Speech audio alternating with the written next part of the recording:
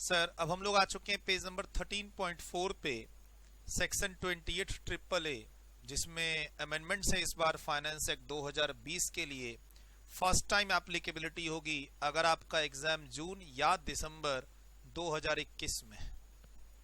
ध्यान रखिएगा, फाइनल में ही है ये सब टॉपिक, और आप फाइनल के स्टूडेंट्स हैं। हाँ, जो बच्चे इस पोर्शन को यूट्यूब पे देख रहे हैं, क्योंकि अमेंडमेंट से रिलेटेड जो क्लासेस हैं हमारी, जहां भी अमेंडमेंट के सेक्शन आते हैं, जहां कहीं भी रेगुलर क्लास की रिकॉर्डिंग्स में हमारे अमेंडमेंट्स आते हैं, उसको मैं एक कॉमन रिकॉर्डिंग करता हूं ताकि वो हमारे रजिस्टर्ड स्टूडेंट्स भी देख सकें और हमारे यूट्यूब के स्टूडेंट्स, पिछले बैच के स्टूडेंट्स, वो भी देख सके।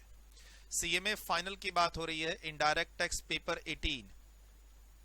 ठीक, सिर्फ वही बच्चे इस क्लास को देखेंगे। अब क्या होता है, वो भी बच्चे जो हमें टेलीग्राम चैनल पे फॉलो करते हैं या यूट्यूब पे फॉलो करते हैं, वो इस सेक्शन को पढ़ना नहीं चाहते। क्यों? वो बोलते हैं सर सीए फाइनल वाले नहीं पढ़ रहे हैं, इसलिए हम भी नहीं पढ़ेंगे। सर सीए फाइनल के सिलेबस में डिमांड रिकवरी चैप्टर नहीं है, ये ध्यान रखिएगा। सेक्शन 28 जो हम लोगों ने पढ़ा, या 28 डबल ए जो पढ़ा, या फिर 28 ट्रिपल ए, या जो अगला टॉपिक है रिकवरी सेक्शन 142, सर ये टॉपिक सीए फाइनल के सिलेबस से आज से 2 साल पहले निकाल दिए गए। तो इसीलिए सीए फाइनल के जो क्लासेस हैं या नोट्स हैं, उसमें ये सब नहीं मिलेंगे, और वहाँ इंपॉर्टेंट बोल के पढ़ाया भी नहीं जाता है, पढ़ते भी नहीं है। आप सीएमए स्टूडेंट्स हैं, आपका एग्जाम जून दिसंबर 2021 में है, आपको पढ़ना है, ध्यान रखिएगा। और इसमें अमेंडमेंट्स भी हैं, तो अमेंडमेंट्स अगर किसी सेक्शन में आता है तो वो वैसे ही एग्जाम के लिए इंपॉर्टेंट हो जाता है, वो सेक्शन और उसके आसपास की चीजें। हम लोगों ने सेक्शन 28 फिनिश किया, राइट। हम लोगों ने सेक्शन 28 पढ़ा, 28 डबल ए पढ़ा। अब हम लोग किसमें हैं? सेक्शन 28 ट्रिपल ए में, राइट। अब मैं थोड़ा सा आपको दिखा दूं ताकि थोड़ा और भरोसा हो जाए। ये सप्लीमेंट्री है सीएमए की, ये सीएमए इंस्टीट्यूट की सप्लीमेंट्री है, पेपर 18 जिसको मैं पढ़ा रहा हूं। हालांकि यहां लिखा हुआ है applicable for June 2021 exams, but ध्यान रखिएगा कस्टम और एफटीपी और डायरेक्ट टैक्स का सिलेबस जून और दिसंबर का सेम होता है, ये ध्यान रखिएगा। तो अगर आपका जून एग्जाम से तो भी, और अगर आपका दिसंबर 2021 एग्जाम से तो भी आपको ये पढ़ना है जो मैं पढ़ा रहा हूं। बोला सर हम तो जून 22 के लिए आपके यहाँ रजिस्टर्ड हैं, पढ़िए, सेम आपके लिए भी एप्लीकेबल है। कोई बदलाव आएगा तो जिन बच्चों का एग्जाम जून 22 में, उनको हम जनवरी फरवरी में फिर से गाइड करेंगे, ठीक, जनवरी फरवरी में, लेकिन 2022 में। अभी आप पढ़िए। सर इसमें मैं सर्च करता हूं आपके लिए 28 ट्रिपल ए, ये हमारी सप्लीमेंट्री है सीएमए इंस्टीट्यूट की, इसी की भी। तो सीएमए इंस्टीट्यूट यहां कवर कर रहा है फाइनेंस एक्ट 2020 की सेक्शन 28 ट्रिपल ए की अमेंडमेंट अपनी सप्लीमेंट्री में एक। सर ये इंस्टीट्यूट की बुक है, सीएमए इंस्टीट्यूट की बुक है। बहुत बार बच्चे बोलते हैं सर हम ये सब टॉपिक नहीं पढ़ेंगे, राइट। मैं सीएमए स्टूडेंट्स को फाइनल लेवल पे पेपर 18 में पढ़ाना चाहता हूं। क्या हम अगर हमारी बुक देखेंगे, हमारी क्लास देखेंगे, तो मैं पढ़ाना चाहता हूं अपने स्टूडेंट्स को appeals, advance ruling, settlement commission, assessment, demand, search, offences, refund. लेकिन बच्चा नहीं पढ़ना चाहता है। क्यों? वो बोलता है सर ये सब है क्या सिलेबस में? सर बच्चा बोलता है ये सब है सिलेबस में। भाई ये सब टॉपिक जिसका भी मैंने नाम लिए, सभी सीएमए के स्टूडेंट्स को पढ़ने हैं। 30 मार्क्स का सिलेबस है, कस्टम और एफटीपी मिला के। हाँ, जितने भी अभी चैप्टर के मैंने नाम लिए हैं, असेसमेंट हो, अपील्स हो, सेटलमेंट कमीशन और एडवांस रूलिंग कस्टम के अंदर, ये सभी सीए फाइनल के सिलेबस से हटा दिए गए। इसीलिए अगर आपके दोस्त सीए फाइनल में हैं या सीए फाइनल के क्लासेस ले रहे हैं, तो हो सकता है ये सब टॉपिक ना पढ़ रहे हो वो। मान लीजिए आप मार्केट सर्वे करते हैं कि क्या ये सब टॉपिक हमें एग्जाम्स के लिए पढ़ना है, इंपॉर्टेंट है क्या? कौन सा? जो अभी मैंने नाम लिया, चाहे वो असेसमेंट हो, अपील हो, सेटलमेंट कमीशन हो, सर्च हो, कस्टम के अंदर। तो आपको इनपुट ना थोड़ा सा आएगा, नहीं ठीक है, इसको मैनेज किया जा सकता है, निकाला जा सकता है, ऐसे ही ध्यान रखिएगा। मैं स्टडी मैट में एक बार सर्च कर दूं 28 ट्रिपल ए आपके लिए, ये मेन स्टडी मैट में सर्च कर रहा हूं मैं। इस बार का जो है जनवरी 2021 का एडिशन, तो 111A मुझे दिखा कहां? पेज नंबर 867 पे। उसके बाद फिर मैं और आगे जाता हूं तो फिर रेफरेंस आ रहा है पेज नंबर 875 पे। फिर मैं और आगे जा रहा हूं तो इस बार सेक्शन ही आ रहा है, इस बार सेक्शन ही आ रहा है पेज नंबर 881 पे। 881 पे सेक्शन ही आ रहा है, चैप्टर इंस्टीट्यूट ने जो चैप्टर का नाम दे रखा वो कॉम्प्रिहेंसिव इश्यूज अंडर कस्टम्स, और मैंने अपनी बुक में इसको वेरियस चैप्टर्स में बांटे हुआ है। मैंने अपनी बुक में इसको अलग अलग चैप्टर में बांटा हुआ है। अगर मैं अपनी बुक की बात करूं कस्टम की 5th एडिशन की, जो एप्लीकेबल इस बार जून और दिसंबर 2021 के एग्जाम्स के लिए, जो बच्चे जून 22 में दे रहे हैं वो भी इस बुक से पढ़ सकते हैं, लेकिन उनको आगे फिर जनवरी फरवरी में अमेंडमेंट पढ़ना पड़ेगा। ये देखिए जो 5th एडिशन की कस्टम की बुक है, सीएमए फाइनल लेवल पे paper 18, appeal, advance ruling, settlement, commission, assessment, demand, search, offences. मैंने क्या किया, छोटे छोटे 8 पेज के, 10 पेज के, 12 पेज के, 6 पेज के, 14 पेज के, इनको चैप्टर्स बना दिए हैं और इनमें इंस्टीट्यूट के क्वेश्चंस, केस स्टडीज डाल दिए हैं। इंस्टीट्यूट की बुक में क्या लिखा हुआ है, कॉम्प्रिहेंसिव इश्यूज अंडर कस्टम। तो सर सेक्शन 28 ट्रिपल ए आपको यहां पर लैंग्वेज दिख रही है, लेकिन हाँ इंस्टीट्यूट ने अपने मटेरियल में कंप्लीट लैंग्वेज और कंप्लीट लॉ यूज नहीं किया। और मैंने पहले ही कहा है आपको कि इंस्टीट्यूट की बुक बहुत बहुत बहुत ही अच्छे तरीके से ड्राफ्टेड है। इस बुक के बाद आपको कोई और बुक रेफर करने की जरूरत नहीं होती है, ये मैंने पहले ही आपको कहा हुआ है बहुत बार। और देखिए जो मैंने चैप्टर से स्प्लिट किए हैं, इंस्टीट्यूट ने एक ही जगह डाल दिया है सबको, इसीलिए कभी कभी बच्चों को लगता है ना ये सब हमारे सिलेबस में कहाँ है। ठीक, ये इंस्टीट्यूट के इंडेक्स में जाइएगा तो देखिए offences, appeals, advance ruling, comprehensive issues के अंदर है। मैंने इन इश्यूज, ये जो है ना टॉपिक, इनको मैंने अपनी बुक में 6-7 अलग अलग चैप्टर में बांटा हुआ है। तो थोड़ा ध्यान रखिएगा, सीएमए के सिलेबस में जो है वो हम पढ़ रहे हैं, ये बस इतना ही ध्यान रखिएगा, मैं इतना ही कहना चाहता हूं आपके लिए। 28 ट्रिपल ए मतलब देखिए मैं इसको आपको पढ़ा रहा हूं, आप मेरे रजिस्टर्ड स्टूडेंट्स हैं। यही वीडियो YouTube पे जाएगी अमेंडमेंट्स बोल के, सीएमए स्टूडेंट्स के लिए पेपर 18 की तैयारी जो कर रहे हैं, यही वीडियो का लिंक हमारे टेलीग्राम चैनल पे जाएगा। लेकिन बच्चा फिर भी इसको ना पढ़े कि ये मेरे सिलेबस में कहा है। भाई तुम सीएमए कर रहे हो, सीए नहीं कर रहे हो। ठीक, ये बात ध्यान रखना। बोला सर ये तो पिछले 5 साल में नहीं पूछा है। भाई 5 साल में नहीं पूछा, लेकिन अगर अमेंडमेंट आई है कोई चीज में तो वो पुरानी चीज जिंदा हो जाती है, कभी भी इंस्टीट्यूट पूछ सकता है। इंस्टीट्यूट ने कोई गारंटी नहीं दी है कि हम आपसे नहीं पूछेंगे। ठीक है, 2020 में एक ही एग्जाम हुआ, 2019 में इन सब चैप्टर से इंस्टीट्यूट ने कोई सवाल नहीं पूछे, वो मैंने पहले ही आपको एनालाइज करके बता दिया है। बट 2017-18 में दुनिया भर की चीजें इंस्टीट्यूट ने पूछी हैं कस्टम में, इन सब एरिया से, तो यू कैन नॉट इग्नोर। तो इसीलिए मैंने थोड़ा बैकग्राउंड बता दिया, सप्लीमेंट्री दिखा दी, मेन स्टडी मैट दिखा दिया। अब देखिए सीए फाइनल का भी स्टडी मैट है, 417 पेज का मेरे सामने खुला हुआ। ये कलर देख लीजिए, ये स्टडी मैट के कलर, फॉन्ट, डिजाइन, ये सीए फाइनल वाले इशू करते हैं। मैं इसमें सर्च कर रहा हूं 28 ट्रिपल ए, नहीं मिलेगा, नहीं मिलेगा। ठीक, 28 ट्रिपल है ही नहीं इसमें। मैं रिकवरी सेट करता हूं सेक्शन 142, नहीं मिलेगा। एक मिल रहा है, एक जगह रेफरेंस, वो भी अंदर में, मेन सेक्शन नहीं मिल रहा है। एक जगह section 142 of the custom act का रेफरेंस मिल रहा है, मेन सेक्शन नहीं मिल रहा। बट सीएमए इंस्टीट्यूट की मेन बुक में सेक्शन 142 हमें पूरा पढ़ना है, डिटेल्ड में पढ़ना है, जो मैंने आगे कवर किया हुआ है, जो मैंने देखिए आगे पेज पे कवर किया हुआ है सेक्शन 142। तो थोड़ा बच्चों ये फर्क तो है और वो ध्यान रखने वाली बात है, आप कितना ध्यान रखते हो। ठीक सर, थोड़ा सा ना बच्चों का मोरल डाउन हो जाता है सीएमए स्टूडेंट्स का, खासकर कि सुनते नहीं है किसी से भी कि व्हाट आर द, जैसे सर मान लीजिए कोई मार्केट में सोशल मीडिया में चल रही what are the important topics in a custom final, तो वो इंपॉर्टेंट टॉपिक्स ना सीएमए के नहीं चलते, वो सीए के हिसाब से चलते हैं। और उसमें ये सब सेक्शन अगर ना मिले तो आपको लगेगा कि दीज आर नॉट इंपॉर्टेंट। तो इसीलिए मैंने थोड़ा सा बैकग्राउंड बना दिया। अमेंडमेंट्स है, राइट, जो यहाँ पे रेड पोर्शन की दिए हुए आपको, ये वाला पोर्शन, यहाँ रेगुलेशन ऐड किया हुआ और नीचे में सेक्शन 51B का रेफरेंस।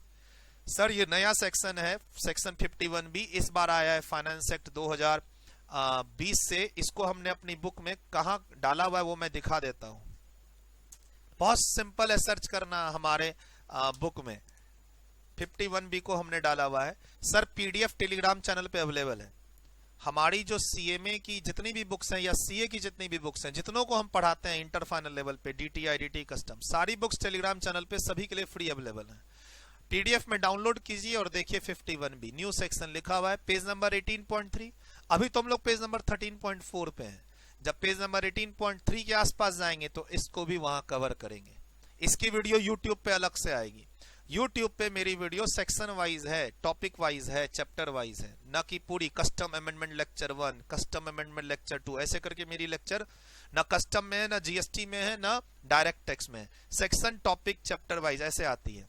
तो सर हम लोग इस नए सेक्शन 51B जो फाइनेंस एक्ट 2020 के थ्रू इंसर्ट हुआ है कस्टम के अंदर, उसको भी हम आगे चर्चा में लाएंगे। लेकिन अभी फिलहाल हमारा मकसद क्या है?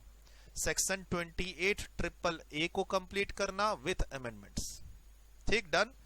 अब इसके लिए थोड़ा सा समझिए क्या हुआ। सर एक एक्सपोर्टर है, क्या पढ़ रहे हैं हम लोग? Section 28 triple A page number 13.4 पे demand and recovery chapter paper 18। Sir ये मैं इसलिए एक्सप्लेन कर रहा हूं क्योंकि ये पोर्शन यूट्यूब पे भी जाएगा। बाकी रजिस्टर्ड स्टूडेंट्स तो पढ़ ही रहे हैं कंटिन्यूटी में। सर एक्सपोर्टर क्या करता है? जब एक्सपोर्ट्स करता है, एक्सपोर्टर जब एक्सपोर्ट करता है तो उसको एक्सपोर्ट रिलेटेड इंसेंटिव्स मिलते हैं। एक्सपोर्ट रिलेटेड इंसेंटिव्स जिसका डिस्कशन हम लोग एफटीपी चैप्टर में करते हैं। फॉरेन ट्रेड पॉलिसी का जो चैप्टर है उसमें हम लोग करते हैं। काफी सारे सर्टिफिकेट्स इंसेंटिव्स मिलते हैं उसमें, लाइक एडवांस ऑथराइजेशन, इंपोर्ट से रिलेटेड लाइसेंस मिलते हैं, डीपीबी लाइसेंस, या फिर स्क्रिप्ट्स मिलते हैं मैन्युफैक्चरिंग और सर्विस सेक्टर से रिलेटेड। अगर आप एक्सपोर्टर हैं, आप एक्सपोर्ट करते हैं प्रोडक्ट्स को, सर्विसेज को, तो गवर्नमेंट आपको फिर इंसेंटिव्स देती हैं, कुछ सर्टिफिकेट्स देती हैं, बोलती हैं आप इससे ना आगे ड्यूटी फ्री इंपोर्ट्स कर सकते हैं। कुछ ऑथराइजेशन और लाइसेंस देती हैं जिसमें आपको बोला जाता है कि आप इससे आगे गुड्स को इंपोर्ट कर सकते हैं ड्यूटी फ्री, और आप इसको बेच भी सकते हैं, ट्रांसफर भी कर सकते हैं। ठीक, तो एक्सपोर्टर ने क्या किया, बैकग्राउंड दे रहा हूं इस सेक्शन के लिए कि क्यों इस सेक्शन की जरूरत पड़ी, बाद में बात कर लेंगे फिर इस सेक्शन की। सर एक्सपोर्टर, कस्टम में आप एक्सपोर्टर हैं, आपने एक्सपोर्ट रिलेटेड एक्सपोर्ट किया और एक्सपोर्ट रिलेटेड इंसेंटिव्स अर्न कर लिया। इसमें क्या मिला? Various kind of instruments. ठीक, और ये ट्रांसफरेबल होता है, ये ट्रांसफरेबल होता है।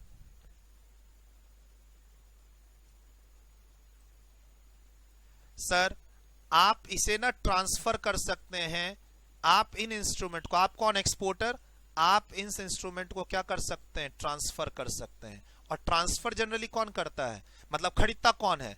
इस सर्टिफिकेट को, इस इंस्ट्रूमेंट को जिसमें लिखा हुआ है कि आप ड्यूटी फ्री इंपोर्ट कर सकते हैं। सर मैं एक्सपोर्टर हूं, हो सकता है मैं इंपोर्ट ना करूं, लेकिन आप इंपोर्ट कर रहे हैं, गवर्नमेंट ने मुझे सर्टिफिकेट्स दे रखा है जिसके बेसिस पर ड्यूटी फ्री इंपोर्ट हो सकता है और उसको मैं बेच भी सकता हूं। सर कुछ इंस्ट्रूमेंट होते हैं जो नहीं बिकते हैं, कुछ इंस्ट्रूमेंट्स होते हैं जो बिक जाते हैं। Detail discussion foreign trade policy की क्लास में होता है और वो आपके सिलेबस में है, आपको पढ़ना पड़ता है 10 मार्क्स के लिए। इनफैक्ट सीए स्टूडेंट्स सीरियस नहीं होते एफटीपी के लिए क्योंकि वहां 5 मार्क्स का सिलेबस है, 40-50 पेज का कंटेंट है। हम पढ़ाते हैं 25 से 30 पेज के कंटेंट में 10 मार्क्स का सिलेबस होता है और हम कहते हैं सीएमए स्टूडेंट्स के लिए ये इंपॉर्टेंट है। ठीक सर, ये इंस्ट्रूमेंट मैंने ट्रांसफर कर दिया किसको? इंपोर्टर को। और इंपोर्टर ने क्या किया, जब इंपोर्ट किया, इंपोर्ट करते समय जो इंपोर्ट ड्यूटी इसकी होनी थी उसमें इसने क्या किया?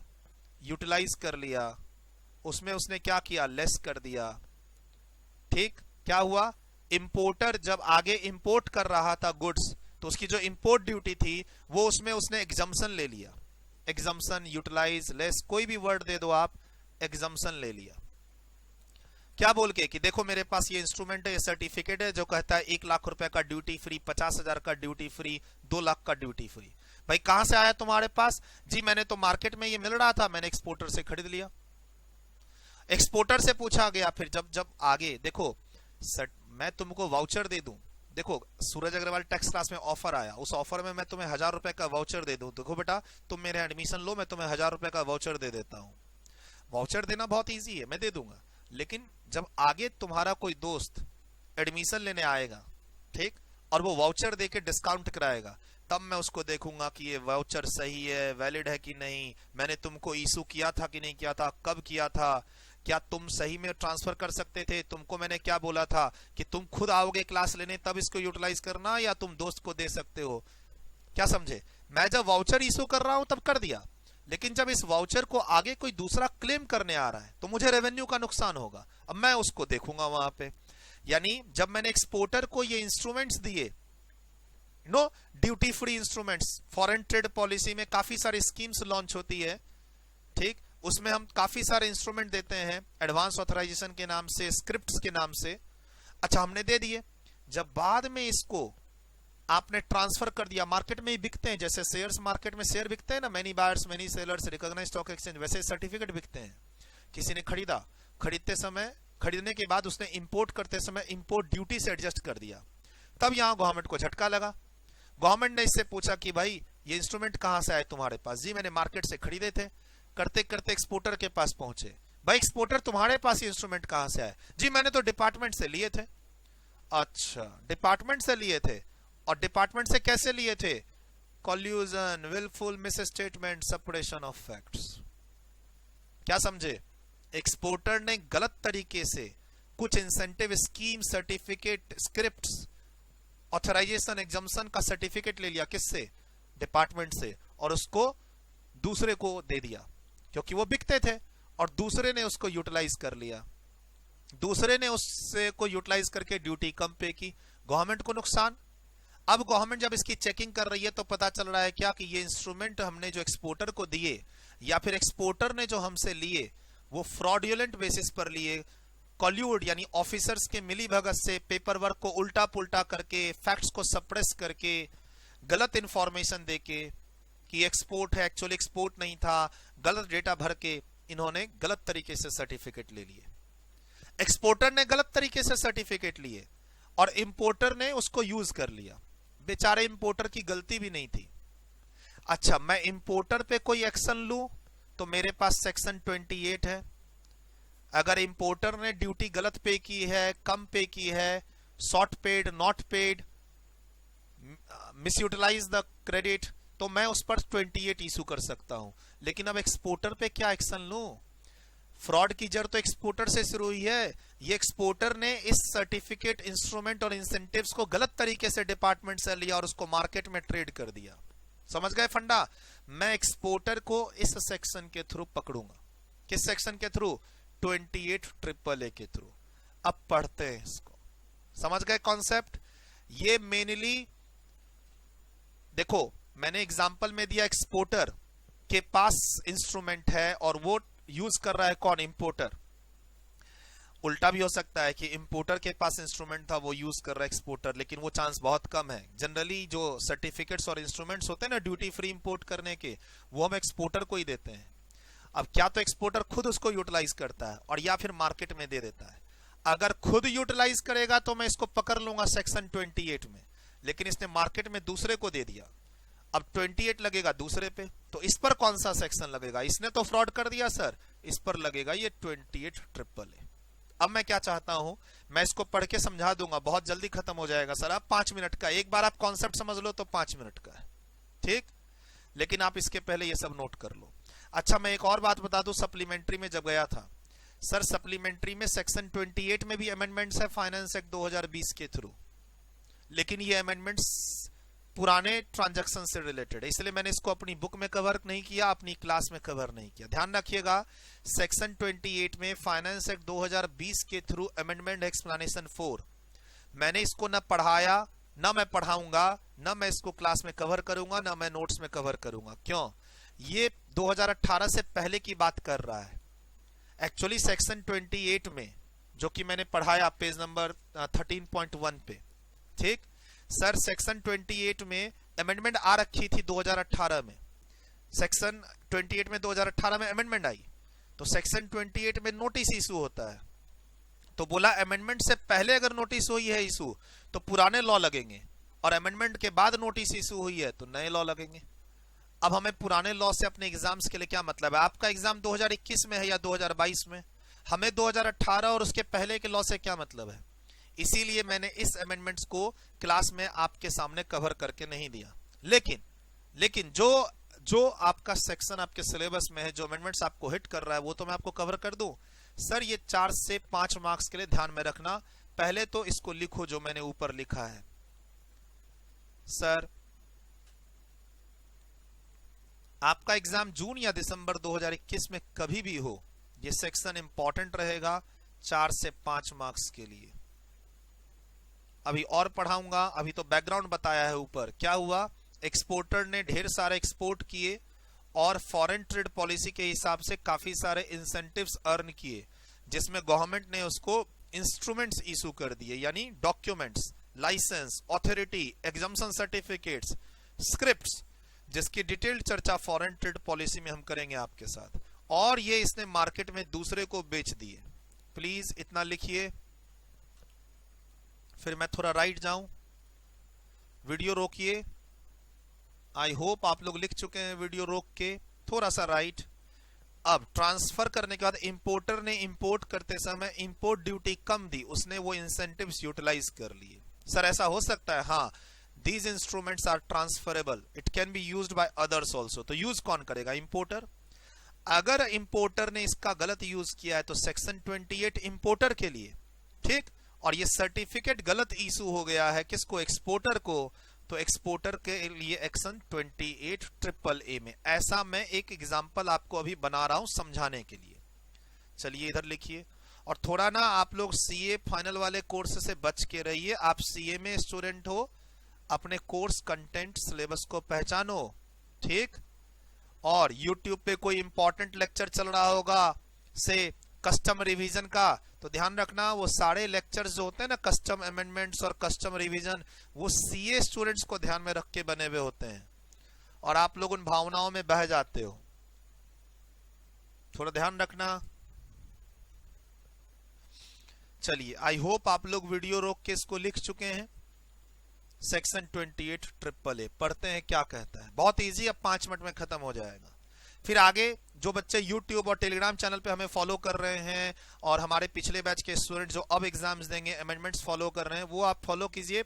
ऐसे ही कुछ कुछ अमेंडमेंट्स YouTube पे आते रहेंगे। FTP की भी अमेंडमेंट लेक्चर्स हम लोगों ने रिकॉर्ड कर दी है, वो भी YouTube पे शायद आ जाएगी, इसके पहले या इसके आगे पीछे साथ साथ आ जाएगी कहीं ना कहीं। FTP में बहुत कम चेंज हुए, वो मैंने कवर कर दिए हैं। सर कहता है वेयर एन इंस्ट्रूमेंट, अभी अभी बात हुई इंस्ट्रूमेंट की। एक तरह से ये एक सर्टिफिकेट है जिसमें एग्जाम्पशन दिया हुआ है, जिसमें ये बोला हुआ है कि आप आगे 3 लाख रुपए तक का ड्यूटी फ्री इंपोर्ट कर सकते हो, ठीक। ये इंस्ट्रूमेंट हमने इशू किया टू अ पर्सन। हमने अपने एग्जांपल में क्या लिया? वो पर्सन कौन है? एक्सपोर्टर। बट जरूरी नहीं कि वो एक्सपोर्टर ही हो, ठीक। Has obtained by him by means of collusion, wilful misstatement, separation of facts, यानी फ्रॉडुलेंट बेसिस पर उसने इंस्ट्रूमेंट इशू करवा लिया। कहां? कौन से एक्ट में? सर इस एक्ट में। कौन सा? कस्टम एक्ट जो पढ़ रहे हो, कस्टम एक्ट 1962, या फिर foreign trade development and regulation act 1992। Sir इसकी चर्चा FTP के क्लास में होगी। और एनी अदर लॉ और any other scheme of central government for the time being in force. ये नया ऐड कर दिया क्योंकि कुछ लोगों ने इंस्ट्रूमेंट को इन दोनों एक्ट के अलावा ऑब्टेंड किया फ्रॉडुलेंट मींस में, और उन्होंने बोला कि ये सेक्शन तो हमारे ऊपर लगेगा ही नहीं, we are not responsible to pay any duty और इंटरेस्ट और पेनल्टी। सर ये सेक्शन हमारे ऊपर लग ही नहीं रहा है, तो गवर्नमेंट ने अमेंडमेंट करके बोला कोई और लॉ भी इन दोनों की जगह for the time being in force हो, कोई स्कीम हो सेंट्रल गवर्नमेंट की डायरेक्ट जिसमें आपने ऐसा कोई इंस्ट्रूमेंट ऑब्टेंड किया है, तो आपने किया हो, आपके एजेंट ने किया हो, आपके एम्प्लॉय ने किया हो, and such instrument is utilized under the provision of this act or the rules or the regulation। Regulation word भी ऐड कर दिया क्योंकि हमने पढ़ा कस्टम में रूल्स भी है और रेगुलेशन भी है। मेड और notification issued thereunder by a person other than the person to whom instrument was issued. क्या हुआ? हमने इंस्ट्रूमेंट अपने एग्जांपल में इशू किसको किया? एक्सपोर्टर को। उसको यूटिलाइज किसने किया? इंपोर्टर ने, तो अदर पर्सन हुआ। सर जब ऐसा होगा तभी तो ये सेक्शन लगेगा 28 ट्रिपल ए को किस पे? एक्सपोर्टर पे, जिसको हमने इशू किया था। अगर जिस बंदे को हमने सर्टिफिकेट इशू किया इंस्ट्रूमेंट और वही मिस यूटिलाइज करेगा तब तो हम उस पे सेक्शन 28 लगा देंगे ना। 28 ट्रिपल ए कब लगाएंगे? जब एक को इंस्ट्रूमेंट इशू किया और यूटिलाइज दूसरे ने किया, जो बेस्ट हमारा एग्जाम्पल गया अभी। The duty relatable to such utilization of instrument shall be deemed never to have been exempted or debited। अच्छा, सामने वाले ने क्या किया? उसको अपनी ड्यूटी माफ करा ली, रिड्यूस करवा ली। तो हम ये बोल रहे हैं कि भैया ये सर्टिफिकेट जो इंपोर्टर ने यूज किया वो तो एक्सपोर्टर ने गलत तरीके से लिया है, तो भाई वो एग्जम्पशन नहीं मिलेगा। तो अब ये ड्यूटी जो मिस यूटिलाइज हुई है आगे इंपोर्टर ने की है, वो हम किससे रिकवर करेंगे? किससे रिकवर करेंगे? जिसको हमने ये इंस्ट्रूमेंट दिया था, ट्रांसफरर। किसको? ट्रांसफरर। एक्सपोर्टर हमारे एग्जांपल में, जिसको हमने इशू किया था। अच्छा, यूज कौन कर रहा है इसको? यूज कौन कर रहा है? दूसरा पर्सन। ठीक, हम ये मानेंगे कि हमने ये बेनिफिट नहीं दिया, ये एग्जम्पशन नहीं दिया। अच्छा, उस दूसरे पर्सन पे एक्शन तो लेंगे। कौन से सेक्शन का? 28 का लिखा हुआ है। कहता है रिकवरी जो करनी है ड्यूटी की, जिस पर्सन को हमने इंस्ट्रूमेंट इशू किया था, without prejudice to action against the importer. देखिए वर्ड है इंपोर्टर, साफ साफ देख रहे हैं। यानी गवर्नमेंट कहीं ना कहीं इसी एग्जाम्पल को सामने में ध्यान में रख के ये सेक्शन डाली हुई है। और आप अगर थोड़ा सा और रिसर्च करेंगे ना 28 के बारे में, तो ये सेक्शन है ही एक्सपोर्टर के लिए, जिसने सर्टिफिकेट्स अरेंज करके मार्केट में बेच दिया इंपोर्टर को। इंपोर्टर पे सेक्शन 28 का एक्शन लगेगा, एक्सपोर्टर पे 28 का लगेगा। Sir what do you mean by instrument? इसकी रीडिंग रखना, एग्जाम के लिए तैयार करने की जरूरत नहीं है। Means any scripts, authorisation, licence और सर्टिफिकेट और अदर डॉक्यूमेंट्स। कहां पढ़ेंगे इन सब के बारे में? एफटीपी में। By whatever name called issued under foreign trade development regulation act 1992। अब इसमें नया ऐड हो गया है, duty credit issued under section 51B। अब 51B एक नया सेक्शन आया है, जिसमें आपको क्रेडिट डायरेक्ट वहां लेजर में पोस्ट कर दिया जाएगा, जीएसटी की तरह। बात करेंगे, मजा आएगा उस सेक्शन में। वो सेक्शन आगे पढ़ाऊंगा, मैंने बताया पेज नंबर 18.3 में नया सेक्शन है इस बार के लिए। सर ये सेक्शन भी आगे 3-4 मार्क्स के लिए इंपॉर्टेंट रहेगा आपके एग्जाम्स के लिए। मुझे पता नहीं सीए फाइनल वाले पढ़ेंगे कि नहीं पढ़ेंगे, मैं अपना जानता हूं सीएमए का। देखो फाइनल लेवल पे मैं सीए स्टूडेंट्स को नहीं पढ़ाता, इंटर में पढ़ाता हूं, फाइनल में नहीं पढ़ाता। यूट्यूब पे वो मुझे फॉलो करते हैं क्योंकि उन्हें अच्छा लगता है मेरा कॉन्सेप्ट्स, और टेलीग्राम चैनल भी मैं मेंटेन करता हूं। बट हमारे यहाँ क्लास नहीं बिकती है। With respect to a reward और इंसेंटिव स्कीम और एग्जम्पशन स्कीम और ड्यूटी रेमिशन स्कीम और any other scheme bestowing financial and physical benefits. कहां पढ़ेंगे इन सब स्कीम के बारे में? एफटीपी में। Which may be utilize under the provision of this act, rules और notification issued thereunder. Sir rules, regulation, notification. Sir ये जो इंसेंटिव और इंस्ट्रूमेंट मिला है वो कस्टम एक्ट में इशू हो, एफटीडीआर में इशू हो या गवर्नमेंट की किसी स्कीम में इशू हो, इसको दूसरा पर्सन यूटिलाइज कर ले इस एक्ट के रूल्स, एक्ट के सेक्शन में, रूल्स में, नोटिफिकेशन में और या फिर रेगुलेशन में। ठीक, लाइबिलिटी टू पे इंटरेस्ट। भाई फ्रॉड तो हुआ है, फ्रॉड तो हुआ है। मैंने तुमको इंस्ट्रूमेंट इशू किया। अच्छा ऐसे समझो, गवर्नमेंट ने मुझे इंस्ट्रूमेंट इशू किया और मैंने उस इंस्ट्रूमेंट को लिया कैसे? फ्रॉड के बेसिस पर। उससे तुमने ड्यूटी माफ करवा ली अपनी, तुम इंपोर्टर हो मैं एक्सपोर्टर हूं, मैंने गवर्नमेंट से फ्रॉड के बेसिस पर वो सर्टिफिकेट लिया। अब गवर्नमेंट मेरे ऊपर एक्शन ले रही कि भैया वो रिकवरी करनी है तुमसे। सामने वाले ने 1 लाख रुपए ड्यूटी कम पे की है, सामने वाले पर तो एक्शन मैं लूंगा ही लूंगा सेक्शन 28 में, पहले तुम रिकवर करके दो। अब मुझसे रिकवरी चालू कर दी, तो अब मुझसे रिकवरी चालू कर रही है विथ इंटरेस्ट। लेगी कितना? 15% का इंटरेस्ट। सर कब से कब तक का interest? From the date of utilisation of instrument. Word है यूटिलाइजेशन, इशूड नहीं। मान लो गवर्नमेंट ने मुझे सर्टिफिकेट आज इशू किया, मैंने उसको 2 महीने के बाद आपको बेचा, आपने 1 महीने के बाद उसको सेट ऑफ मारा, यूटिलाइज किया, वहां से इंटरेस्ट का मीटर चालू होगा। यानी अगर सर्टिफिकेट मैं ले लूं और ऐसे पड़ा रहे मेरे पास, तो ये सेक्शन मेरे ऊपर नहीं लगेगा। ये सेक्शन कब लगेगा? कब लगेगा? जब एक्सपोर्टर को इशू हो सर्टिफिकेट, इंस्ट्रूमेंट, वो मार्केट में बेचे इंपोर्टर को, इंपोर्टर उसके अगेंस्ट में माल मंगा ले और अपनी ड्यूटी सेट ऑफ कर ले उस क्रेडिट स्क्रिप्ट्स के अगेंस्ट में, तब जाके ये सेक्शन चालू होगा। यूटिलाइज होना जरूरी है। ऊपर भी वर्ड था यूटिलाइज, ऊपर भी वर्ड था, यहां पर देखो मैं हटाता हूं ये सब, यहां भी वर्ड था यूटिलाइज। ठीक है, तो मैं सामने वाले को दूं और वो यूटिलाइज करे, तब जाके ये सेक्शन मेरे ऊपर लगेगा।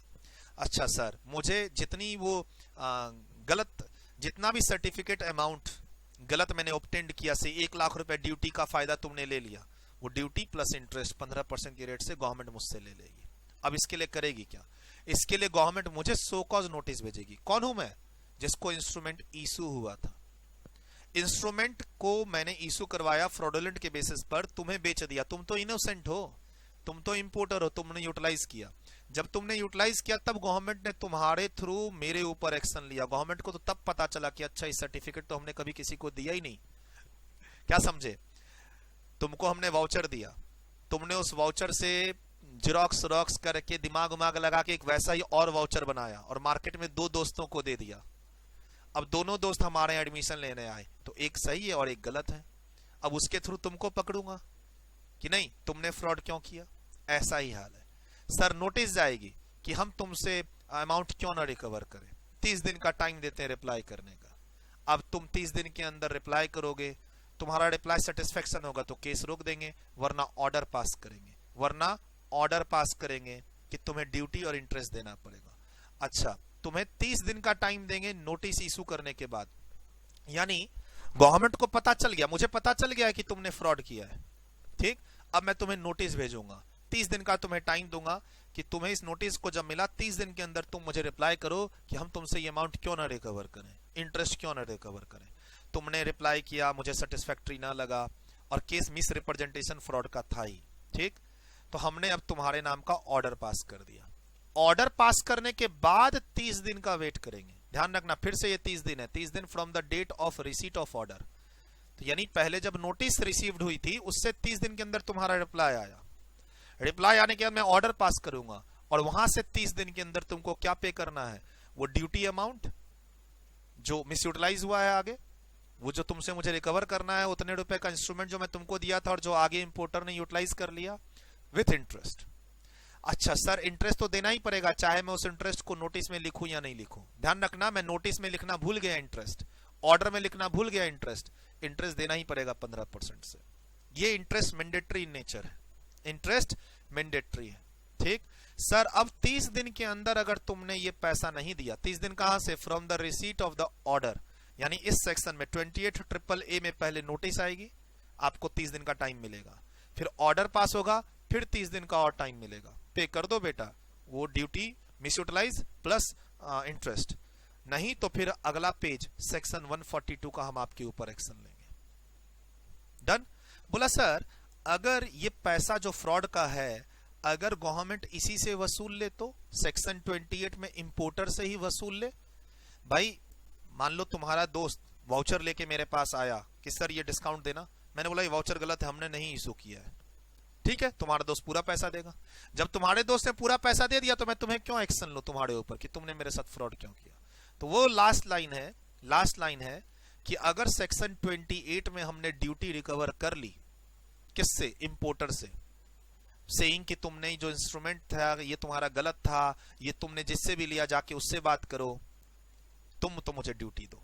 अगर सेक्शन 28 में इंपोर्टर से हमने वो ड्यूटी रिकवर कर ली ऑर्डर पास वास करके, तो फिर इस सेक्शन में ऑर्डर पास रिकवरी का नहीं होगा, किसके ऊपर, एक्सपोर्टर के ऊपर। सर 28 का ऑर्डर किस पर पास हो रहा है, एक्सपोर्टर पर, जिसको हमने इंस्ट्रूमेंट इशू किया था।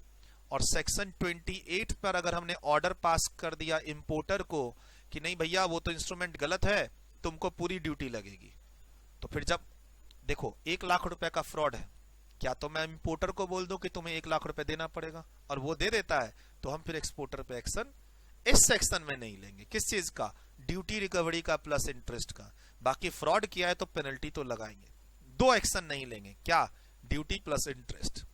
लेकिन अब इंपोर्टर बोलते सर मैं तो अपनी जगह सही हूं, मार्केट में इंस्ट्रूमेंट मिल रहे थे, हमने खरीदा और यूज किया, आप जानो आपने किसको इशू किया, किसने फ्रॉड किया, हमने तो गुड फेथ में ये सर्टिफिकेट खरीदा और अपनी इंपोर्ट ड्यूटी से यूटिलाइज कर लिया, मार्केट में बिकते तो रहते हैं सर्टिफिकेट्स। तब गवर्नमेंट बोलती है अच्छा अब तो सेक्शन 28 में इंपोर्टर से नहीं ले सकते, तो चलो मीटर डाउन करो, किसका, एक्सपोर्टर का, जिसको हमने इंस्ट्रूमेंट गलत इशू किया, जिसने गलत तरीके से इंस्ट्रूमेंट लिया हमसे। 28 में अब उससे वो टैक्स का पैसा प्लस उससे इंटरेस्ट का पैसा वसूलो। तो सर डायरेक्ट वसूली नहीं होगी, मैं तुमने अच्छा अब ऐसे समझो, तुमने इंस्ट्रूमेंट मेरे से लिया फ्रॉडुलेंट बेसिस पर, उसको तुमने दूसरे को दे दिया यूटिलाइज करने, ठीक, गवर्नमेंट को पता चला। अब गवर्नमेंट सेक्शन 28 में उसको बोले टैक्स देने या 28 में तुमको बोले टैक्स प्लस इंटरेस्ट देने, उसके लिए तुम्हें नोटिस आएगी, 30 दिन का जवाब देना होगा। जवाब आ गया तुम्हारा, उसके बाद मैं ऑर्डर पास करूंगा और 30 दिन तक तुम्हारा वेट करूंगा, टैक्स दो इंटरेस्ट दो, नहीं तो रिकवरी चालू कर दूंगा। एंड मैं मान लो नोटिस पे इंटरेस्ट लिखना भूल गया, ऑर्डर पे इंटरेस्ट लिखना भूल गया, तब भी तुमको इंटरेस्ट देना पड़ेगा। इंटरेस्ट कौन से सेक्शन का, 28AA का। डन मेरी तरफ से। अगला सेक्शन आपको देख लो, पहले कुछ लिखना है आपको नोट्स में, ये सब कुछ लिखना है। ऊपर वाली चीज तो दाएं बाएं मैंने लिखा दी थी। सर YouTube पे इतनी ही वीडियो आ रही हैं क्योंकि YouTube पे मैं पूरा कोर्स, पूरा बैच, पूरा चैप्टर नहीं डाल रहा हूं। YouTube पे मैं सिर्फ वही क्लिप्स डाल रहा हूं जो अमेंडमेंट को डील कर रही है, और क्लास में मैं दोनों बच्चों को फिर एड्रेस करता हूं। YouTube पे कौन से स्टूडेंट्स हैं, जरूरी नहीं कि वो हमारे पास्ट बैच के स्टूडेंट्स हो, लेकिन हाँ, अगर आप हमें YouTube पे फॉलो करते हो, टेलीग्राम पे फॉलो करते हो, तो मैं रिक्वेस्ट जरूर करूंगा कि आप हमारी बुक्स को भी फॉलो करो। काफी अच्छी बुक्स हैं, काफी अच्छा कवरेज है। आइए 28B क्या कहता है।